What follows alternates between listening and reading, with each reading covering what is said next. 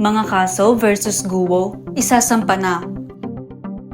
Inihayag ng Presidential Anti-Organized Crime Commission o PAOK nitong Sabado na isasampa na sa susunod na linggo ang mga kaso laban sa sinuspindeng Bamban Tarlac Mayor na si Alice Guo.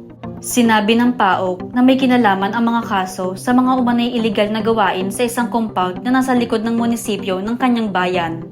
Ibinahagi ni PAOK spokesperson Winston John Casio na magpupulong ang Interagency Council kabilang ang Department of Justice, Office of the Solicitor General, Philippine National Police at iba pa sa susunod na Martes upang magpasya ng mga kasong isasampa laban sa mga incorporator at beneficial owners ng Zone 1 na sangkot sa operasyon sa Bamban.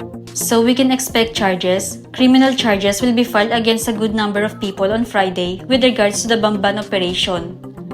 Ani Casio, matatandaang sinuspinde ng Office of the Ombudsman sa maagang bahagi ng Hunyo ngayong taon si Guo at dalawang iba pang lokal na opisyal matapos ang reklamong administratibo na isinampa ng Department of the Interior and Local Government o DILG.